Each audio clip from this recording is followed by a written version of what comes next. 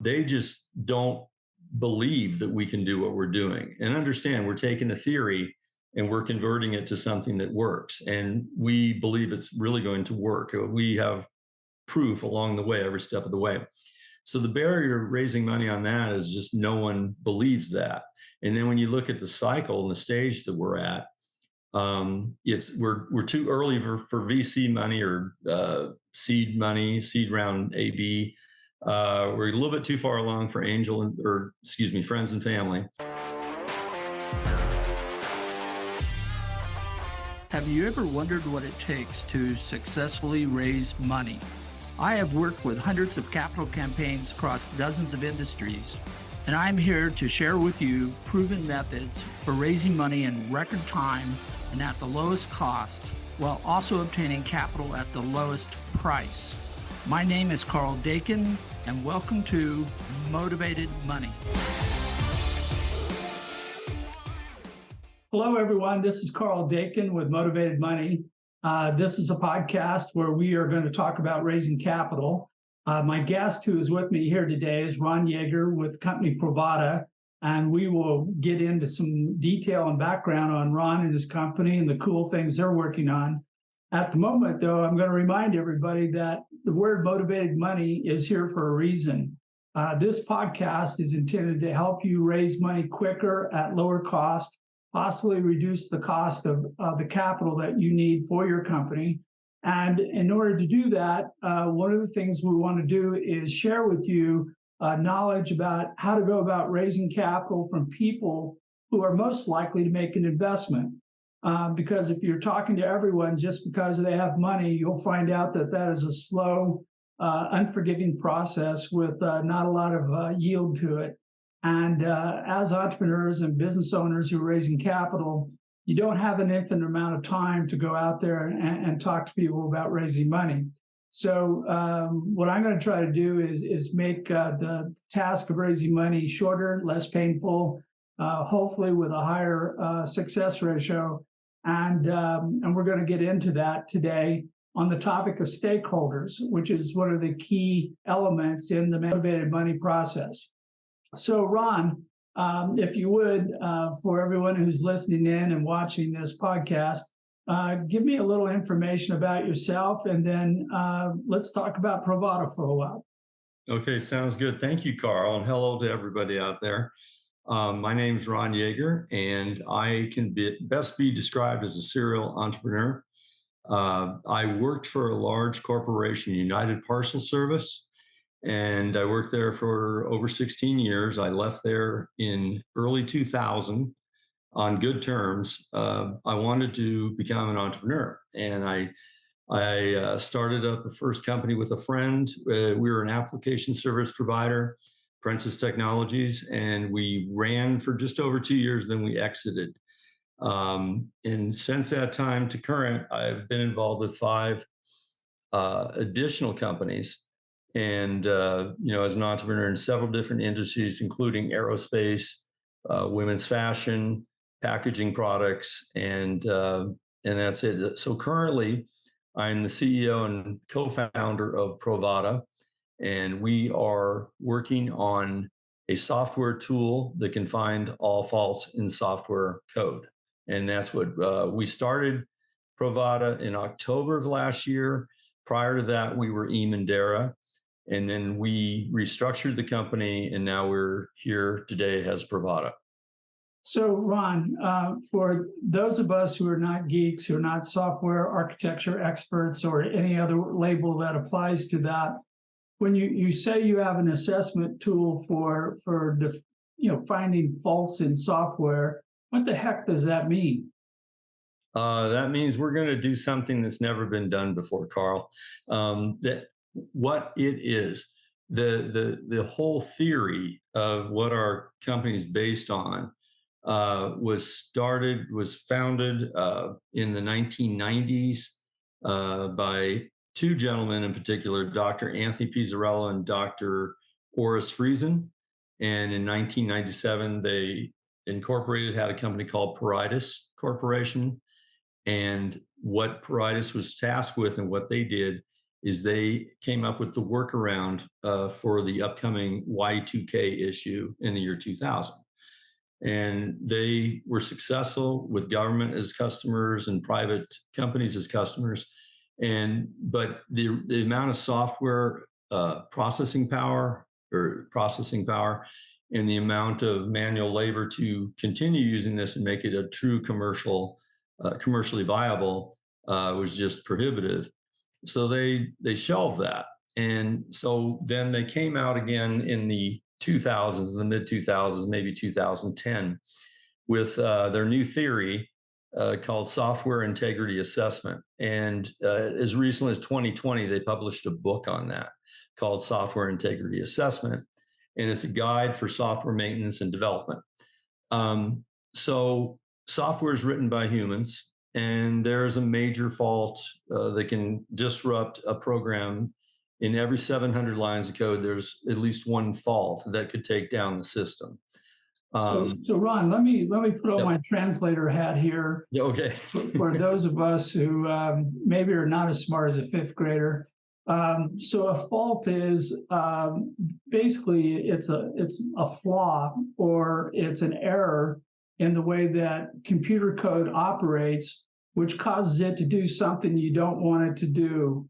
Some people use the term bug as an even simpler slang term to refer to this, which is, every time anything works, you will find that it typically will have one or more bugs in it, which can cause you anything from mischief to an annoyance to a lot of grief. And what a lot of people don't understand is that if you have a bug in one software and it has to talk to another software, like many of these do on your phone or to your computer, then you also have all these interface programs that also may have bugs in them. And even today, I'm working with my internet provider because suddenly I was getting no speed on my internet. And after 2 hours of intense technical conversation with support crew, they said, "Oh, why don't you just reboot your your system, and it'll all reset and everything will be fine," which it did. All good. So now we have speed for today's podcast. But these are faults or errors or bugs, and you have software that does what with these things? The software tool, which is our next step, is reaching prototype. The software tool will prove the mathematical correctness of source code. So what that does is we can't, our software tool cannot input and output the desired value, what the intent of the software is for. It simply looks for mathematical errors in the code, and it does it through multi different phases, the bigger words that I would use, but I'm not going to use them just yet. But what it does, it'll flag the so if you're a software code writer developer and you write 100 lines of code a day, at the end of the day, you can run this through our tool. It'll point out where the mathematical errors are, which are where the bugs and faults and errors are. And then that gives the software developer or the engineer the ability to say, "Oh, yes, that's the fault, and let's go in and fix it." There are other tools out there right now by big corporations, mid-sized corporations, and at the state of the art of the technology right now, they can find up to 80% of the faults, and they charge upwards of $7 per line of code to look at that. So a lot of companies are not going to spend that money prior to releasing their software code or their app on the iPhone or anything that uses code. They're not going to spend the money to go through that. And we propose that we can find 100% of the faults, and we can do it for between 10 cents and $1 per line of code.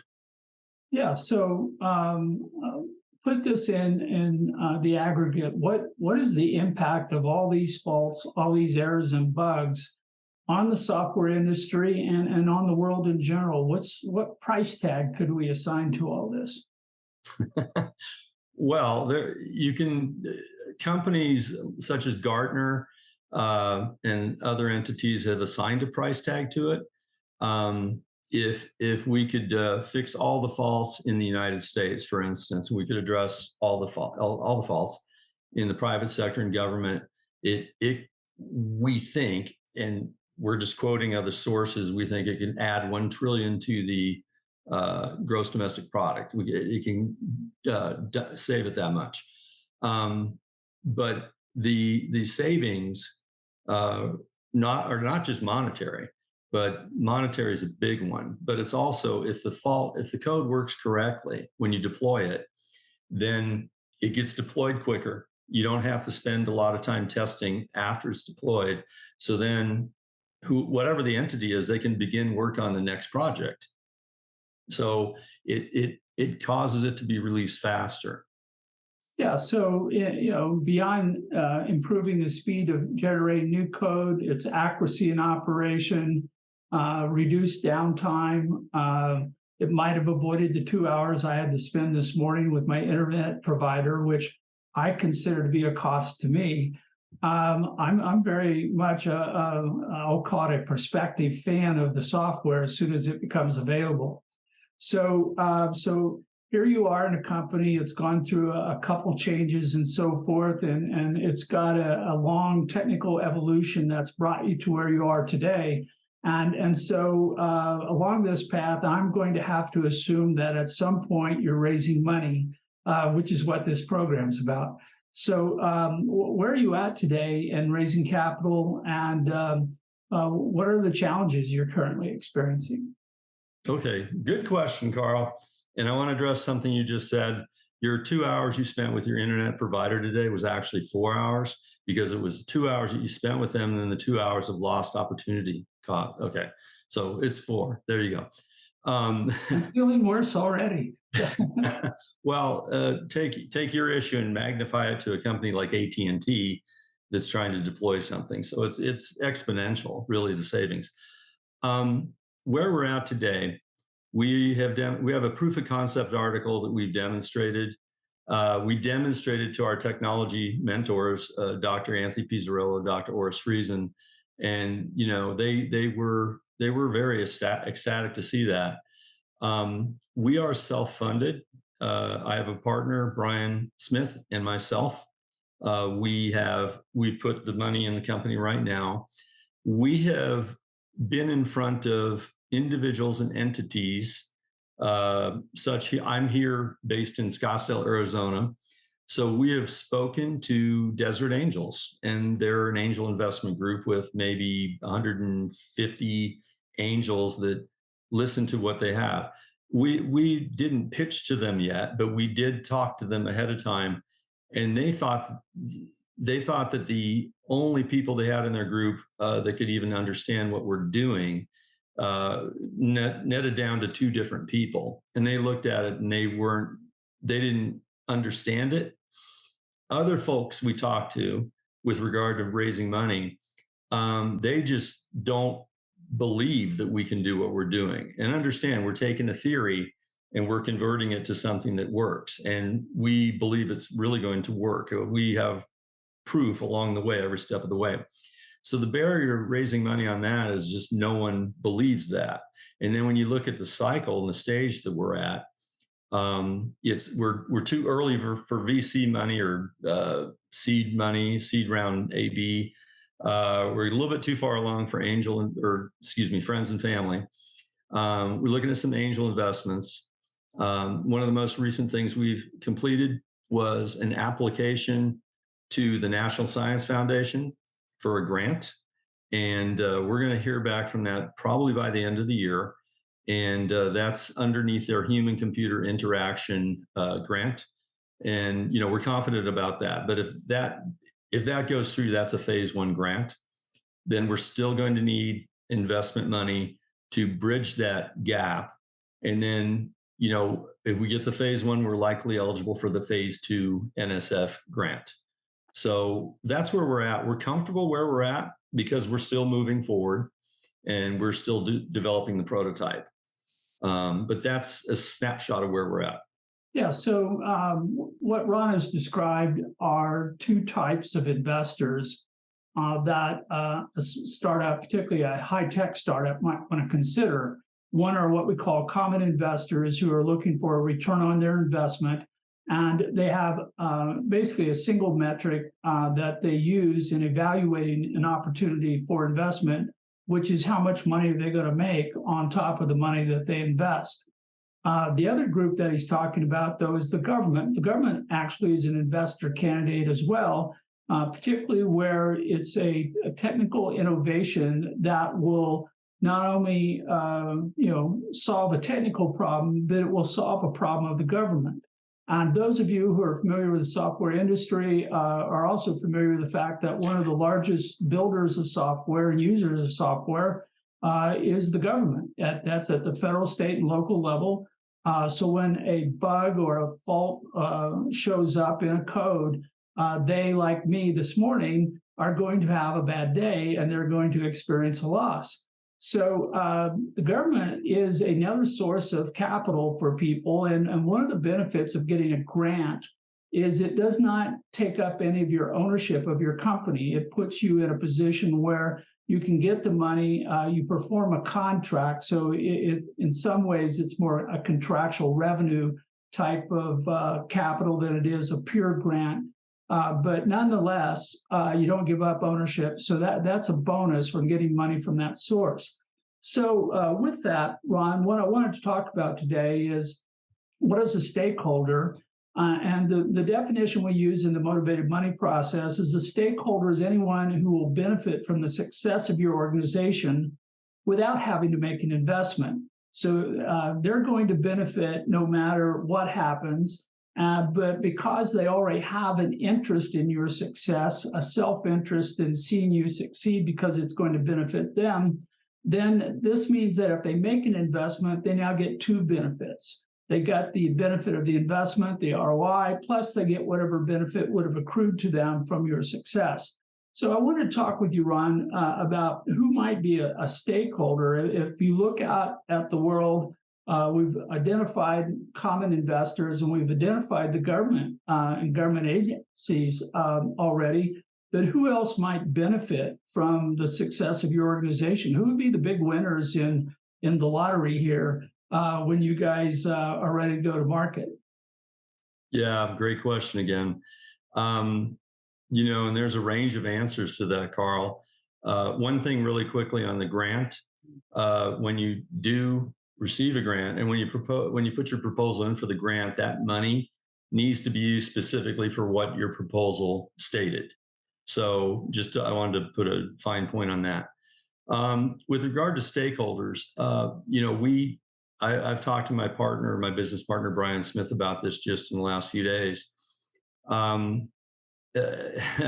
There's almost no one that doesn't benefit from this.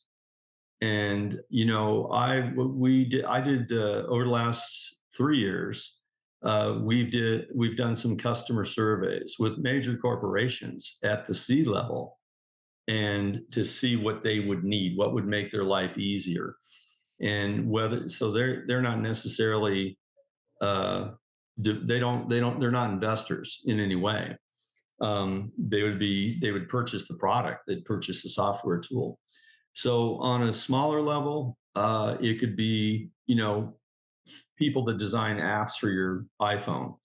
And when you get an update on your iPhone that it has to update the app, 40% of those updates happen because the last update had faults in lines of code. So theoretically, if you had 20 million lines of code in an app and we charged 10 cents per line to make sure that works, and they went through our tool, they identified it, they deployed it with 0 faults, then it's going to work. And so that means every user that has apps, whether they're paid for or free, that app is going to work on their phone. Well, Ron, I'm going to throw up a flag. If we were watching a Broncos game, this would happen all the time. But a lot of flags. Lots of flags. But by your own definition, the larger the organization, the more software that it uses, it actually makes them a higher investor candidate because of the fact of the benefits that they would derive from the operation of your software. So you mentioned AT&T a while ago, which both creates code and uses code. and is a multinational company of huge size. And if they could get rid of all the faults just in their own software, either what they're creating for their customers or the software that they may use from others, that's going to be a tremendous savings to them. Now, ordinarily, a lot of people would go, yeah, well, that makes them a customer as you described them. But because of the benefit that they're getting and the size of the organization, you have to stop for a moment and go, wait a minute. If they're getting this much benefit, maybe I should determine if they have a venture capital arm, and I should go talk to them, because most of the venture capital arms of large corporations are there to invest in things that advance the mission of the corporation. They're not there strictly to get money. They're obviously going to operate and seek high return on investments, just like any other venture capital group would. But they have a narrower focus, which is let's make our company move forward faster, better. And so if AT&T has a venture arm, and I know they do, and so do all the Fortune 50, 100, maybe a Fortune 500, all of them are investor candidates, as you've just described it, because you would walk in the door and go, how much is it costing you this year because of faults in the software? And then if I can get this into your hands, would this save you money? Would this improve your profit? Would it drop to the bottom line? Would it make all your shareholders happier when it comes, to dividend time? And the answer would be yes, yes, yes, and yes. So you've just identified a major group of investors who are already in place, who already have an investment mechanism that is set up and operating, and who are in the hunt for things that would benefit the core operation of their particular business. So right there, we've got one more group of well-funded, ready-to-go people. Now, you mentioned earlier that when you tried to show this to an angel group, that two of the members who had been designated on behalf of the group to take a look at this didn't understand. And unfortunately, this is a common problem with any startup technology company, particularly when you're doing something that's not only outside the box, but outside the realm of understanding and perception. But the bad news is, Ron, that's on you. Your job is going to be to translate what you have into words that anyone can understand, including, don't let a fifth grader, hold you back here. Because if that fifth grader is holding a checkbook, then you want that fifth grader to understand just what you're doing and why they should write that check. And that's the responsibility of the business. And this is where a lot of companies, particularly a high-tech company like yours, where extra time is going to have to be spent to bridge this gap between theory to practice, and then practice will help prove your point. Obviously, proof is in the pudding. When you have a workable system, the bridge to demonstrating it works gets very, very short compared to, well, I think it will work when we do this, this, and that. But yeah, that's one of the things that we're going to be talking about in Motivated Money is anytime that you're out there and you can identify someone who's going to get a benefit from the success of your organization, your product works, it saves money or it makes money, it cures a disease or does something else, there are going to be a whole host of people who are going to go, thank you, I appreciate everything you're doing.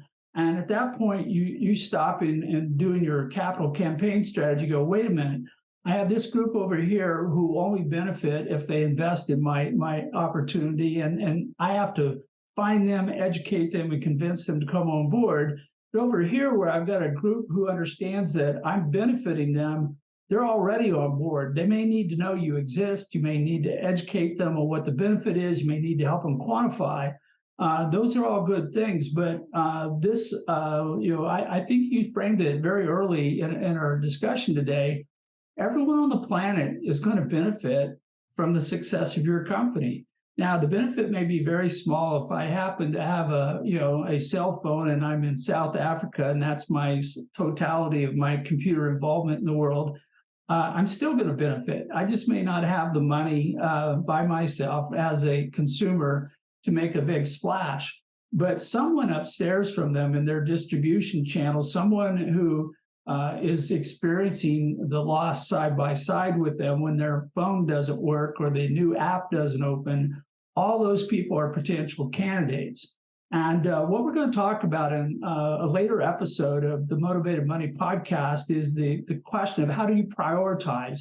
How do you create a list of investor candidates where you start at the very, very top and go, this is the person who is most likely to give me an investment. In fact, I'm going to create a new definition here today. And I'm going to say this is one who can finish my sentence. When I say, would you invest? They will finish that sentence for me because they know me, understand me, they see the value, and they're going to fall over themselves to be first in line to throw a check in my direction.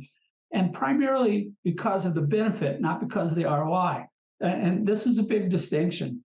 So, working down that path, suddenly I see all kinds of people with benefit, but I also start in the back of my head, I start going, well, wait a minute, if this helps all these people, are there going to be people it's going to hurt? Any new technical innovation typically helps some people, but doesn't help everybody. In fact, it may be harmful. The dinosaurs remind us of that story, that they disappeared. And you will find in any technical industry a former company that may have been state of the art one day, and it's going to be history very soon. And it looks like you're writing the history books for a lot of companies out there. So who would be somebody that's not going to be so happy to hear about your success? The history books is an entire encyclopedia set. But really, one thing, Carl, I need to go back on really quickly with AT&T. They would love to use this software tool in their Internet of Things. That's their big initiative. And they, along with a few other companies that are larger, if we just demonstrated, if we have the prototype, they have offered to pay for the beta test. To me, that's a form of funding. So, it is, yeah, and another episode of the podcast, but we talk about all the forms of money, all the different ways that you can get a resource without using money, something other than money, and there are so many different iterations on that. And you have to be sensitive to all of them, because if you get caught in, I have to go to an angel or a VC and get money and come back to spend money on something, you may be taking a detour that's completely unnecessary. Where here you have a potential customer, a potential investor, but by putting the money up to pay for the cost of that beta test, yeah, that's an investment. There's no way around it.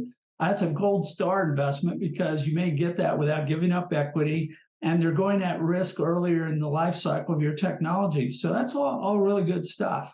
Yeah, it's an investment in the form of revenue to our company, Provata. That's how we look at it. And then I also have, I just want to mention, there's other relationships we've established. I won't name the bank, but it's a large technology bank in Silicon Valley. And so they have been very helpful in helping us navigate this. Obviously, we prefer debt or grants over equity, but we have a pretty good plan in place to do this. So to answer your question on who might not benefit from this, I'll start out by saying that our software tool is not an improvement on any existing process, but it's something entirely new. And so the existing process, the deliverable is up to 80% of the faults are found, and it costs quite a bit of money per line of code. And that's it. So we make that obsolete. If you pay 1/7 the cost per line of code, and you're guaranteed that we'll find every fault in every line of code in any language or any system or system of systems, then that's a profound statement. And we're close to being able to make that statement. The biggest thing that's out there now and that is all over the news worldwide is cybersecurity. And so we can use this tool to make systems cyber secure by striving to achieve the fault-free system. So, because cyber attacks come in through faults in lines of code. And, I was just, in the last few weeks, I attended the Arizona Technology Summit at their convention center in Phoenix. And, at least half the booths there we're cybersecurity professionals, and they'll help you mitigate an attack or ransomware or what have you. And, I surmise and I theorize that those are some of the companies and people that would not be happy about this. It's yeah, and it kind of puts that when it becomes obsolete, then most people will move on, which brings me to another point. For us to scale up, it's not a big issue. We've looked at this and we can scale up pretty quickly. If we had 100 new customers a month or 200, it's not an issue. We have a good model, I think. And but yeah, there are going to be people that have currently vested interest in what they're doing and just keeping it as it is now. And I know they're charging a lot of money, especially to the federal government. And I've spoken to entities within the federal government. Their two initiatives right now are election security and election fraud. And then the second one was, hold on, let me think. It was election security, and then election fraud, and then the voting. That's it. So, that that happens from different ways too. And, we don't do things like, we don't eliminate bots, which is, it looks like a live user and anything like that. We just address the issues in source code. So before it even reaches the market, we want to show and have the company have code that is working. It can't be cyber attack. There's no ransomware unless an attack comes from internally, but externally it just can't happen. Well, yeah. So right now I'm counting millions and millions of potential investor candidates, and a lot of them are household names who carry a checkbook, which I would expect is much larger than what you need to go to market. So and then looking at your capital strategy, once you reach a certain threshold, you don't need to give up equity. You can start generating your revenue in the form of licenses or other types of revenue generation, and keep as much of the equity for yourself as possible, which is also one of the goals of Motivated Money, is not to give up money unnecessarily to investors, not to leave the founders or co-founders stand around going, well, we did a good job, but I don't have anything to show for it. Right. Some of us have been through that drill, not intending to repeat it. But this is all good, Ron. I really appreciate your time here today. And I want to thank everybody who is watching this or listening to this on the Motivated Money podcast. We'll continue to knock down additional issues in the process for raising capital. We'll have more guests like Ron come on board. If any of you like to do homework, you want to take today's broadcast to heart and do something with it, go home, sit down and say, hey, if my organization is successful, if my product sells to the moon or my service is widely adopted, who will benefit from this? And start making a list, because this represents a group of investor candidates who you should probably put at the top of your list. Now, we're going to sort through that later, as we talked about in prioritization, but you've already got an edge over someone who's just going to look at your opportunity from a standpoint of return on investment, because they'll get a twofer out of making that dollar available to you, or other forms of capital, including, like Ron described, funding a test. So lots of good things here coming out of today's meeting. So I appreciate everybody who's listening in today. Thank you for watching. This broadcast will be available up on YouTube for everyone to see. And look at all of our prior episodes, and we look forward to seeing you listen to our podcast in the future. Take care, everyone. Thanks, Ron. Bye. Thank you. Bye. Thank you for listening in to Motivated Money. If you like this or any other episodes, make sure to leave a rating and review of the show. We love to hear your feedback and want to make this the best possible show for you. Also, if you like this episode, make sure you share it with someone you know who is seeking to raise capital. They will appreciate learning what you now know about raising funding. I'll see you on the next episode of Motivated Money.